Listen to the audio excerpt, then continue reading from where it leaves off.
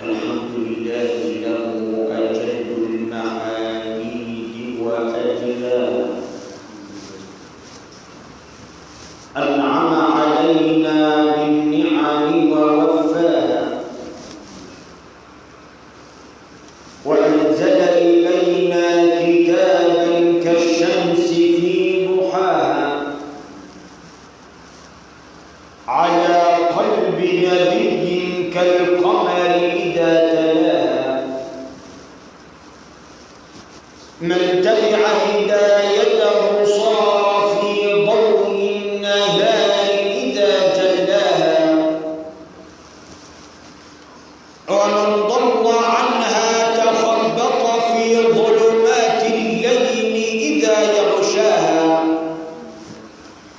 فوالذي رفع السماء وبناها وبسط الأرض وطحاها، وخلق النفوس وسواها، وألقى الجبال وأرساها، أن الفلاح لمن زكاها والخيبة لمن دساها، وأصلي وأسلم على خير خلق الله طه، أحمده سبحانه وهو المحمود بكل لسان، سبحانه الطير غرده والوحش مجده والحوت ناجاه، والنمل تحت الصخور الصم قدسه، والنحل يهتف حمدا في خلاياه، والناس يعصونه جهرا فيستره، والعبد ينسى وربي ليس ينساه، وأشهد أن لا إله إلا الله وحده لا شريك له، ينادي الملك جل وعلا فيقول عبد إن أعطيتك الدنيا انشغلت بها عني، وإن منعتك الدنيا انشغلت في طلبها مني، فإلى متى وإلى أين تتفرغ لي عبدي وعزتي وجلالي، من لم يتنعم بذكري في الدنيا لم يتنعم برؤية وجهي يوم القيامة وعلى الله. وأشهد أن سيدنا وحبيبنا وعظيمنا ونور أبصارنا سيدنا محمد إذا ما شئت في الدارين تسعد فاختم بالصلاة على محمد، وإن شئت القبول في الدعوات فاختم بالصلاة على محمد، فلا صيام يصح ولا صلاة لمن ترك الصلاة على محمد، وإن كانت ذنوبك ليس تحصى تكفر بالصلاة على محمد، فلا تخش من ملكين ربا إذا سألاك كلهما محمد، محمد رسول الله حقا أتانا واتبعنا محمد، عندما عصى آدم ربه فقال آدم يا رب بحق حبيبك محمدا أن تغفر لي ذنبي، فقال له يا آدم وما أدراك بمحمدا، قال يا رب عندما علمت أنني مودع إلى الجنة رأيت على باب الجنة لا إله إلا الله محمد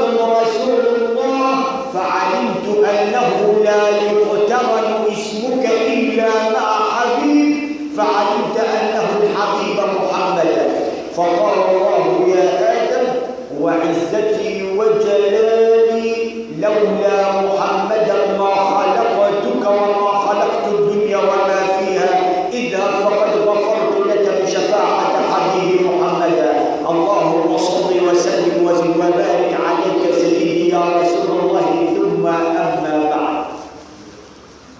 تجلس الصحابة في مسجد حضرة رسول الله فيقول سيدنا عمر ما أعظم حين خلق الله سبحانه وتعالى عيسى بلا أرض، والحديث رواه سيدنا عمر بن الخطاب لمن أراد أن يطلع عليه، فقال سيدنا عمر ما أعظم حين خلق الله سبحانه وتعالى سيدنا عيسى بالأرض، فقال سيدنا عثمان وما أدراك، فما أعظم حين خلق الله سبحانه وتعالى سيدنا آدم بلا أب ولا أم، فيكشف الستر بينه وبينهم فيقول حضرة رسول الله، فيقول رسول الله صلى الله عليه وسلم هل من أحد أتى بي؟ حد جاب سيرتي؟ فالصحابة تنظر لبعضهم وتقول له لا يا رسول الله، فيقول حضرة رسول الله أما أنا فأنا حبيب الله ولا فخر، أما أنا فأول من يدخل الجنة ولا فخر، أما أنا فأنا أول من تنشق عنه الأرض ولا فخر. اللهم صل وسلم وبارك عليك سيدي يا رسول الله.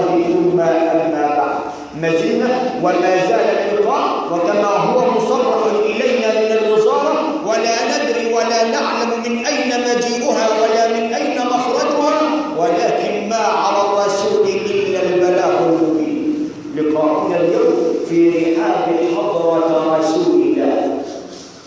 سيدنا النبي عندما ذهب إلى الطائف يدعوهم من عبادة الله فأبوا، فقذفوا حضرة رسول الله بالحجارة حتى نزف القدر، فحضرة رسول الله جلس بجوار الإسلام فقال يا رب إلى من تكلني؟ إلى قريب يتجهمني أم إلى بعيد ملكته أمري؟ إن لم يكن بك علي غضب فلا أبالي.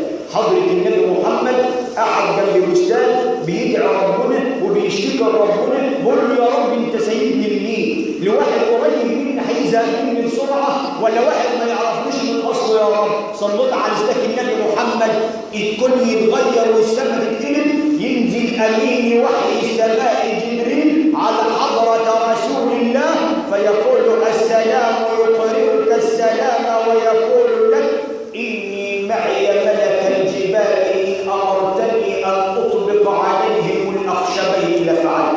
حضرة النبي محمد يتبسم. انت عارف سيدك النبي محمد يتبسم ليه؟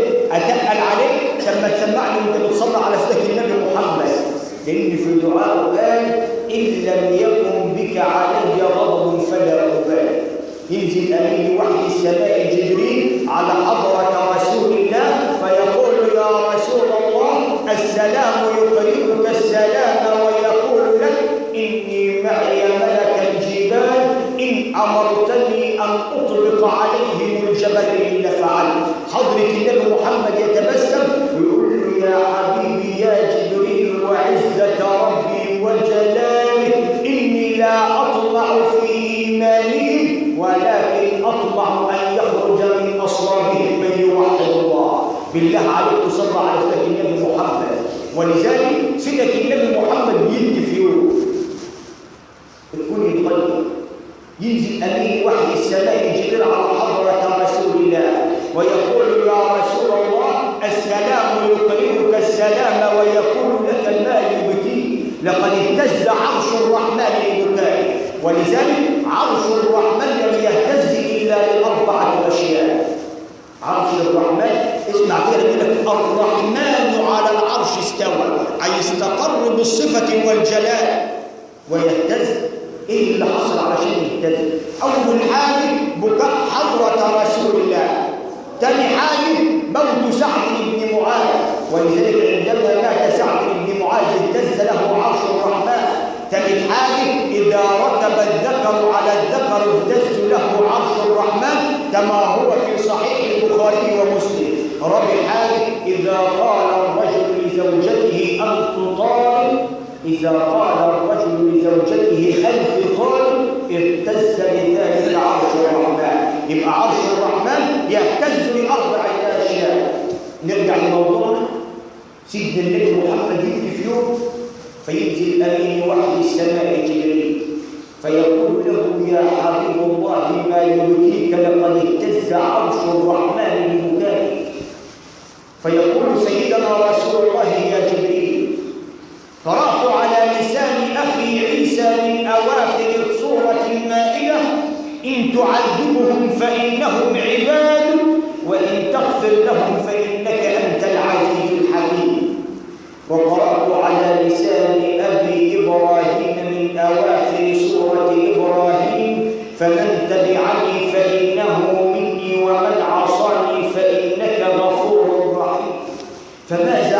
أمتي يا جبريل.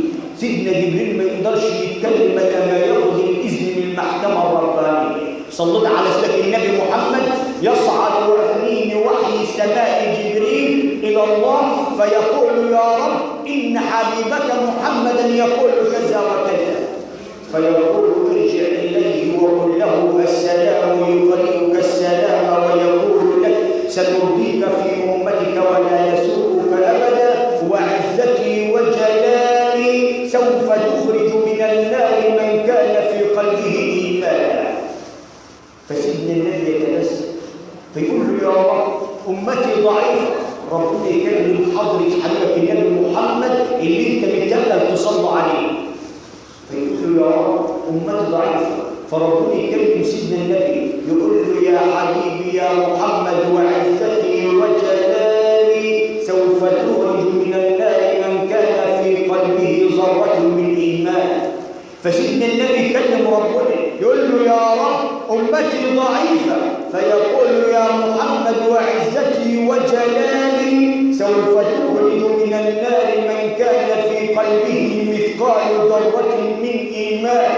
فيقول يا رب أمتي ضعيفة، فيقول الله يا محمد وعزتي وجلالي سوف تخرج من النار من كان في قلبه من قال في قلبه لا إله إلا الله محمد رسول الله.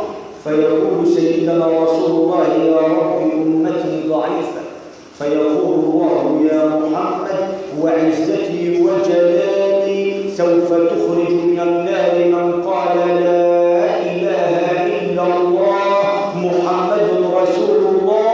فوعزتي وجلالي من قال لا إله إلا الله ولم يقل محمدا رسول الله ما استجبت له دعاء. ولذلك المصيبة الكبيرة عندنا لما ربنا نزل من أواخر سورة الأنبياء، وخلي بالك أصل حالي مش حافظ، بسم الله الرحمن الرحيم وما أرسلناك إلا رحمة للعالمين. يعني إيه معنى الكلام ده؟ يعني سيدنا النبي مبعوث رحمة للخلق كلهم. يعني برضه سيدنا النبي هيرحم النصارى واليهود والمجوس، في فرق لما يكون رحمة وفرق لما يكون شفيع. الرحمة إن أنا أقلل منك العذاب شوية، طب الشفاعة إن أنا أشتغل عنك الليلة كاملة. صلوا على سيدنا النبي محمد. ولذلك أحد القائلين يقول لك لو وزنت به عربا وعشم جعلت فداء ما بلغوه وزنا وأغرق قومه في الأرض نور بدعوة ألا تذر أحدا فأفنى ودعوة محمد رب اهد قومي فإنهم لا يعلمون كما علمنا وإذا ذكر الخليل فذا حبيب عليه في القرآن صلى وكل الأنبياء يقول نفسي وأحمد يقول أمتي سوى منا وكل الأنبياء دبور هدى وأن الشمس أكملهم وأهدى. أقول قولي هذا والتائب من الذنب كمن لا ذنب له ادعوا الله يستجب لكم.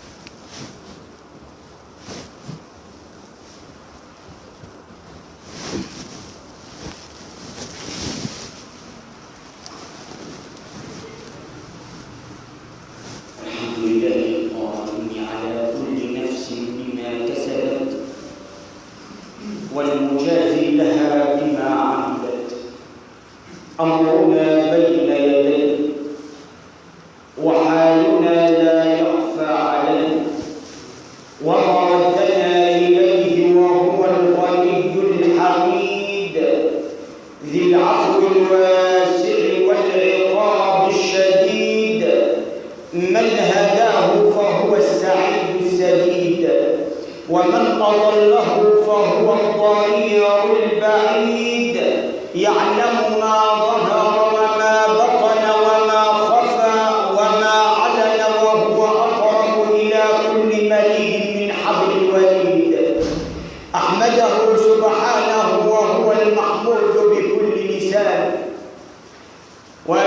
أن لا إله إلا الله وحده لا شريك له، وأشهد أن سيدنا وحبيبنا وعظيمنا ونور أبصارنا سيدنا محمد أرسله بالكرم، محمد لم يزل نورا على العلن، محمد خير الأشراف والعجل، محمد خير من يمشي على القدم.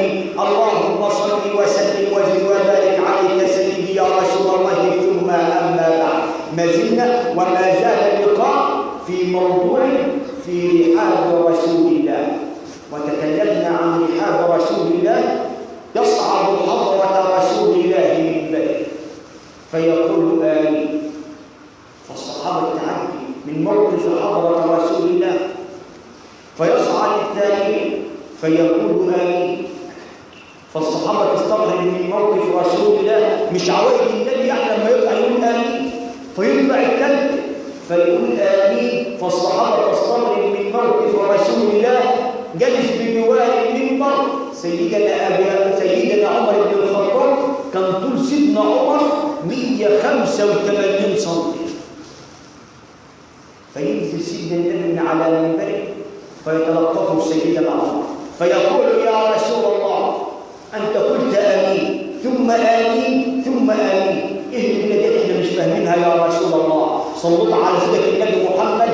فحضرة النبي محمد يقول له يا عمر جاءني جبريل آنفا ومقالا أتاني حبيبي جبريل فقال يا محمد خاب وخسر من أدرك رمضان ولم يغفر له فقل آمين، فقلت آمين. فقال يا محمد خاب وخسر من أدرك أبويهما أو كلاهما ولم يدخلاه الجنة فقل آمين، فقلت آمين. فقال يا محمد خاب وخسر من سمع اسمك ولم يصلي عليك فقل آمين، فقلت آمين. طيب قبل ما نختم اللقاء، ايه الحكم لو انا سيدت في الاذان؟ مفيش فيها حاجه يا عم. استنى اصل انا كنت قارئ الحديث لا تسودوني في الاذان ولا في التشهد. الحديث موضوع يعني واحد قال مثلا من حضره النبي والنبي ما قالوه. ولذلك الامام الشعراوي رحمه الله عليه قال من لم يسيد فقد وجب، ومن سيد فقد لزم الادب، والادب ممدوح عن الوجب. طيب نرجع لموضوع بقلوب خاشعه اصوات متضرعه، نفتح صفحه كده مع الله، نستغفر الله العظيم، نستغفر الله العظيم، نستغفر الله العظيم من كل ذنب عظيم، ونتوب اليه ونساله التوبه والمسامحه والنجاه من النار.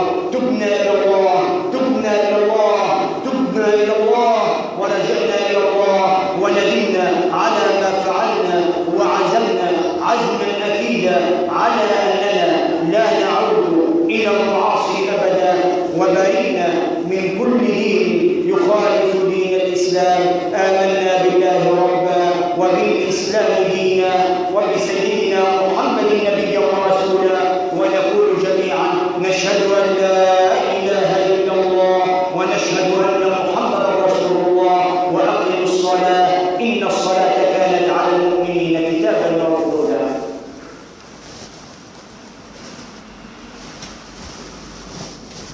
الله اكبر الله اكبر، اشهد ان لا اله الا الله، اشهد ان محمدا رسول الله.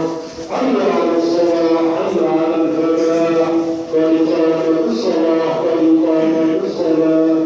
الله اكبر الله اكبر، لا اله الا الله.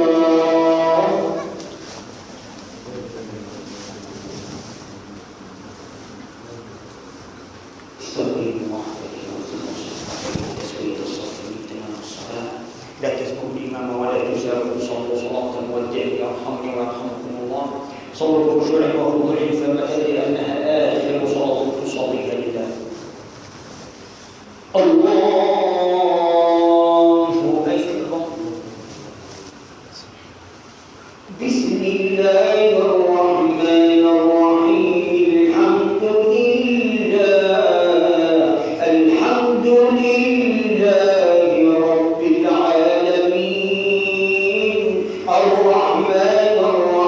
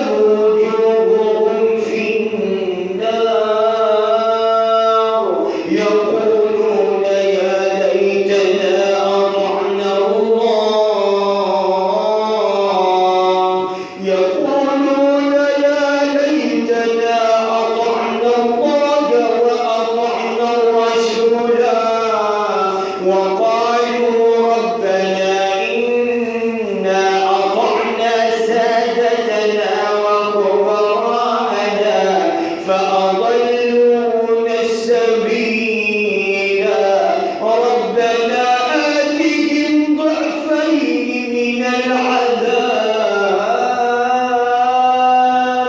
ربنا آتهم ضعفين من العذاب والعنهم لعنا كبيرا. الله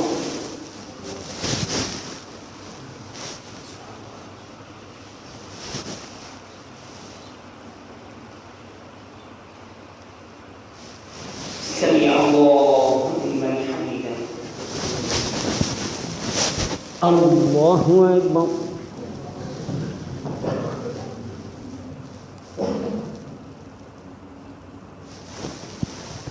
الله أكبر. الله أكبر.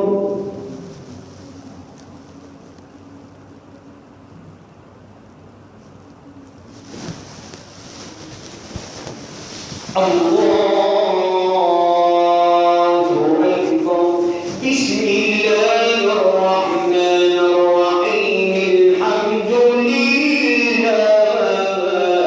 الحمد لله رب العالمين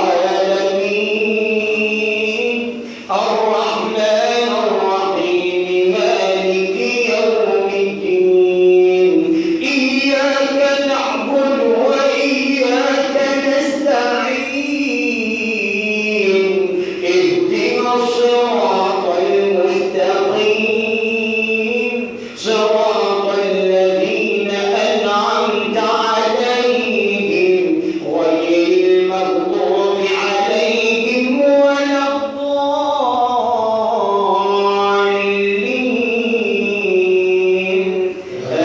آمين.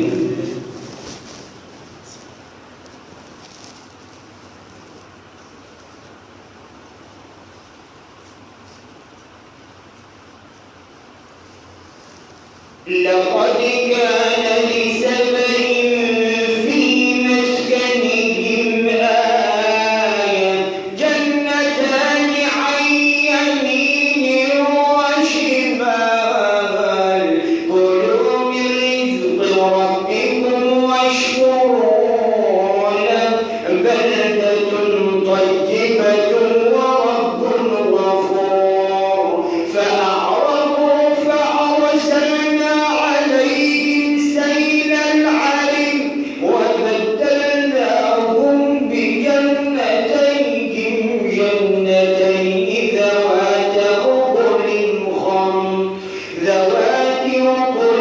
خمط وأثل وشيء من سدر قليل ذلك جزيناهم بما كفروا وهل نجازي إلا الكفور. الله أكبر.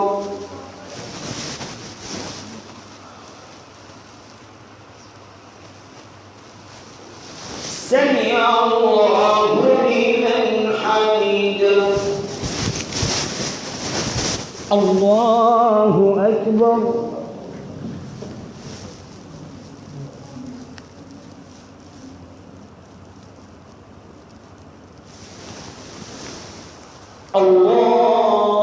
الله أكبر. الله أكبر.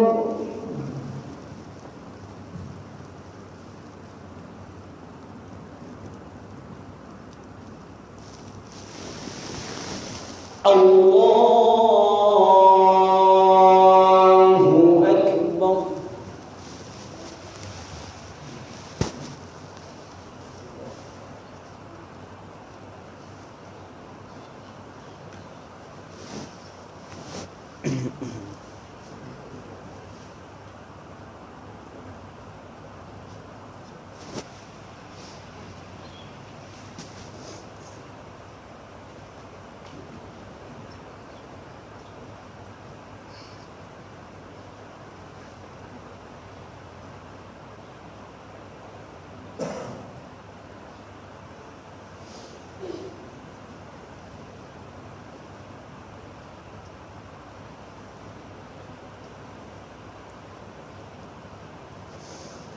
السابق